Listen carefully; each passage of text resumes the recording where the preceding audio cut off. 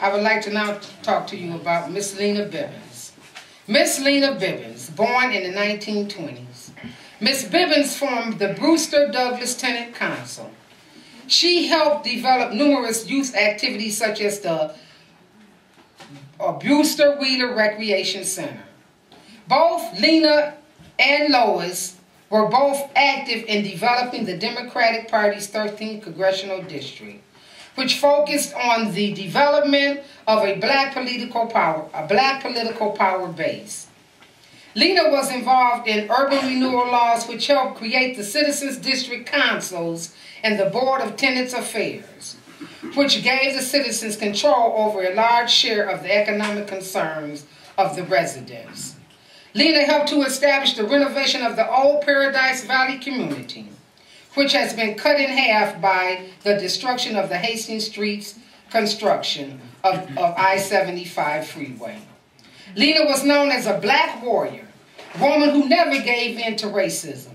She managed the Brewster Douglass projects with a firm hand, and she was known to be tough. And if anybody ever met Lena Bibbins, she was tough. Dr. Joanne Watson, serving her first full term as a member of the Detroit City Council, where she sponsored more than 1,000 laws in 5 years. She is the only woman to serve as the executive director of the Detroit NAACP. She was appointed to vice chair of the Detroit Human Rights Commission by Mayor Coleman Young, served and chaired Women's Equality Day celebration, and was a local and national YWCA executive, and was a former public policy liaison for Councilman John Conyers. She earned a journalism degree from the University of Michigan, where she became active in the peace and justice movement.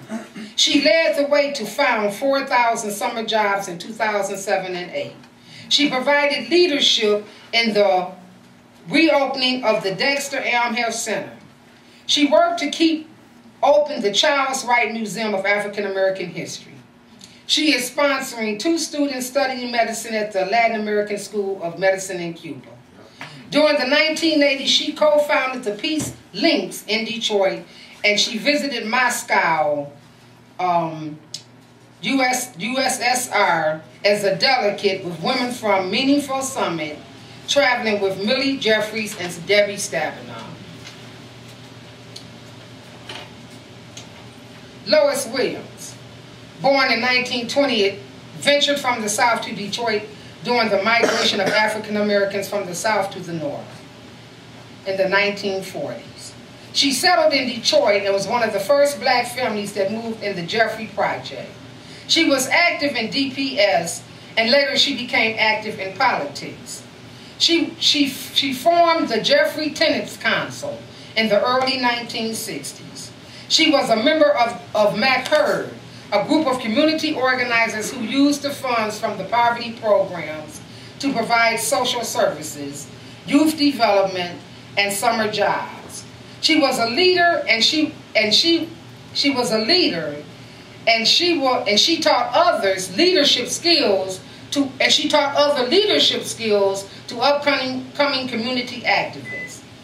She is still living in the projects today.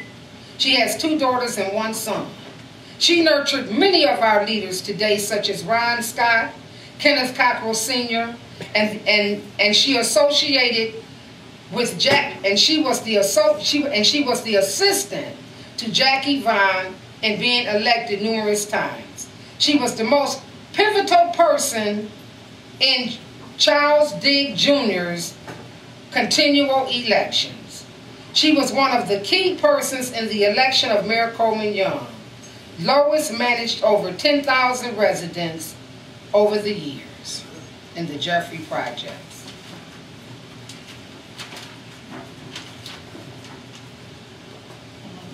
See if I have everybody, you guys. These warrior women during the early 60s and all up until the 70s, these ladies that I just talked about, we wouldn't have the political structure that we have right now in the city of Detroit if it hadn't have been for those women. Those women worked tirelessly day and night.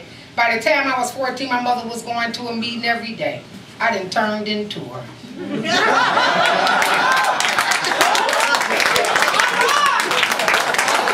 would dream I would turn into my mother.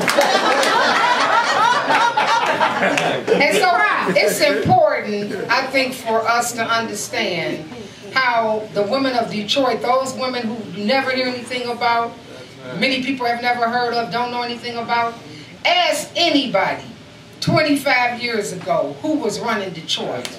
And they'll tell you, those women names, and there's many more to go along with them. Mildred Smith, Marianne Mahaffey. I mean, I can go on. Avis Holmes, Shirley Collier, the first Queen Mother. The list is long. Mary Turner.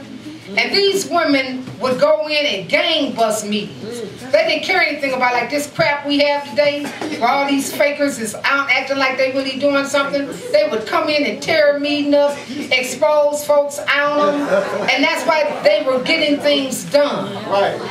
Because they didn't take that jump. Right on.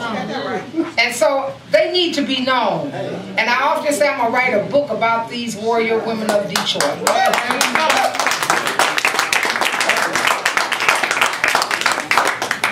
I just wanted to end with, my grandmothers were strong. They bent to toil. They touched earth and grain grew. My grandmothers were strong. Yes.